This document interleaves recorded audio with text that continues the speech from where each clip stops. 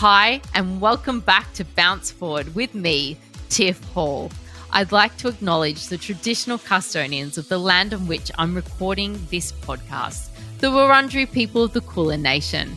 I pay my respects to elders, past and present. Samantha contacted me with such a great question. She said, "Hi, Tiff. This is always in my head whenever I get Macca's or eat a Tim Tam. I think, better work it off later. But do you actually need to exercise to burn off fast food, treats, or desserts?" Now, this is an excellent question. You don't need to exercise to burn off the calories you eat. And it's such a freeing thing to know. And it came from me. You can trust me. You don't need to do that. Those who claim that you need to burn off certain items of food or certain items of food equate to this amount of calories, and like if you eat a Tim Tam, you have to run for 40 minutes. They are not promoting healthy eating, okay? It's a disordered eating, and they're forgetting basic physiology. So one, you need calories to stay alive. And two, you constantly burn calories without exercising, which is great. So most of the calories you burn each day occur without exercise, and 70% of them are just burnt at rest. That's your basal metabolic rate. 15% of them are burnt off from just fidgeting, light movements, breathing, blinking, all of those things. 10% from digestion, and a pathetic 5% via structured, planned exercise. So depressing, just 5% from your session this morning in the gym or the run or whatever you did this morning, right?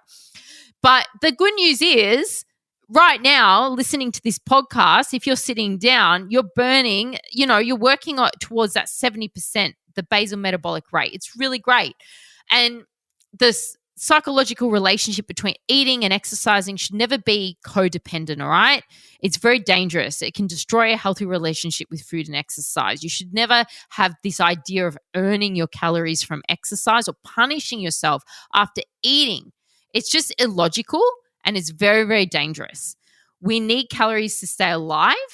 And if there's no exercise, we still need that energy. So exercise should be a means of joy, satisfaction, accomplishment, recompositioning the body, but never punishment or your sole tool for weight loss, because, weight loss is really, I reckon, 90% what you eat, okay? And eating should be all about nourishing and fulfilling the soul, and never about guilt or deprivation.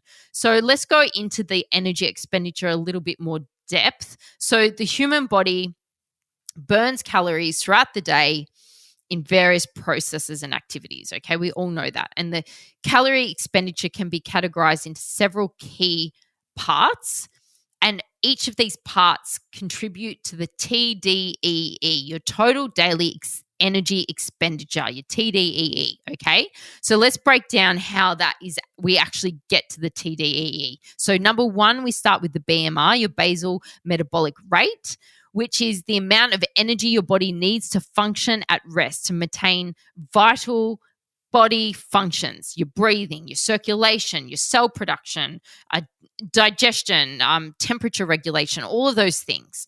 And it accounts for the largest portion of your daily calorie expenditure. So 60 to 75% total calories burned in a day. It's crazy.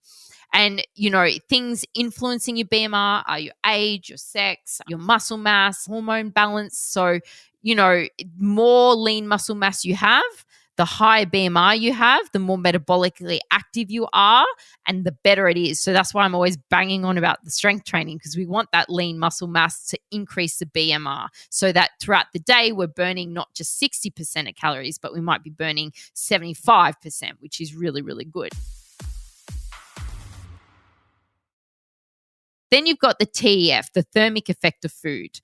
That refers to the energy it takes to digest food, absorb food, metabolize food, and it's about 10% of your total energy expenditure. Protein has a higher thermic effect compared to fats and carbohydrates, meaning protein takes more calories to break it down and digest it than other macronutrients, which is great. So if you eat lots of protein, it keeps you full. It suppresses appetite. It has a high thermic effect, which means it's burning itself off as you're eating it. And you're building that muscle tissue as well, which is going to increase your BMR. So protein is just the bee's knees and the ant's pants. I love it. Then you've got physical activity. So exercise, activity, thermogenesis, eat. This includes calories burned through your workout, your sport, your exercise. And then you've got your NEAT, okay, your non-exercise activity thermogenesis, which includes energy where you're just sleeping, eating, typing, you're gardening, I don't know, you're fidgeting, you're doing a podcast, all right? So they've got your eat and your NEAT, and that's about 15 to 30% of your total daily energy expenditure.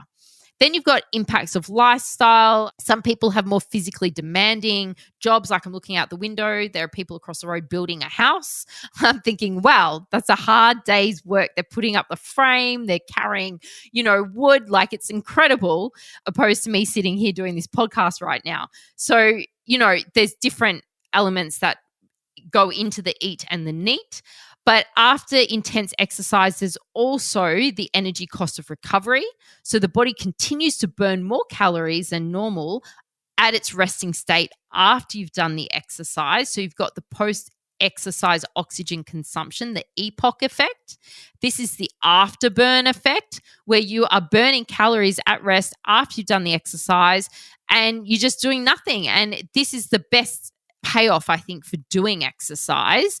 And the EPOC payoff to the total daily energy expenditure is relatively small, but it enhances your overall metabolic rate following high intensity or prolonged physical activity. So you are increasing your BMR, which is really, really, really important. So the duration and the intensity of exercise can influence that post-exercise oxygen consumption, the EPOC, the afterburn effect. So the more vigorous and the longer duration you go, the more EPOC you'll get. So it's a really, really good thing.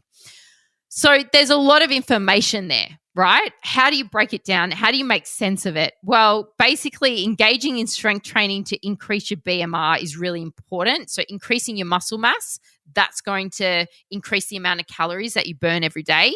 Incorporating protein can increase the thermic effect of food. So there you've got the TEF covered there. Then you maximize your NEAT, just your accidental activity throughout the day, whether you're increasing the amount of steps you do on a Fitbit or your Apple Watch, whatever, that can really increase your overall daily energy expenditure. And then if you're really leveraging that afterburn effect by doing more high intensity workouts, you can increase your BMR and get more out of your exercise session all over. So really, by balancing your energy intake, calories in, calories out, and understanding that there are all these processes in play that are burning calories throughout the day, and that your exercise is only 5 to 10% of all of those processes, you don't need to earn the Tim Tam. You don't need to earn a treat. You don't need to work off the fast food. I'm all about in moderation, though. If you're having fast food every meal, if you're having a packet of Tim Tams every day, obviously it's going to catch up with you. You can't out-train a bad diet. But if they're treats, if they're now sometimes foods, if they're, desserts, it's going to not make a difference. And we have to really understand how calories are burned. And in a side note, I think this stuff should be taught at school. I get really angry that we know there are 60 minutes in an hour, but we don't know that there's 4 calories in a gram of protein, or 4 calories in a gram of carbohydrate, and 9 calories in a gram of fat. Then you know that 30 grams of protein is going to be 120 calories, and you can sort of work off that. It's just such basic information. I just think it should be taught in schools, just some basic nutritional information so that you can go about your day understanding that the body is working, all the time, that you don't have to burn off food. I just think they would create more healthy relationships with food, more healthy relationships with exercise, if we knew some of these real basics, like 60 minutes in an hour, 4 calories in the gram of protein. It would just make life so much easier. Thanks so much for listening to Bounce Forward. Hey, I love having your company, so please DM me on Instagram at tiffhall_XO and let me know what topics or questions you'd love me to cover. Don't forget to rate and review me on your podcast app. Speak soon. Happy days.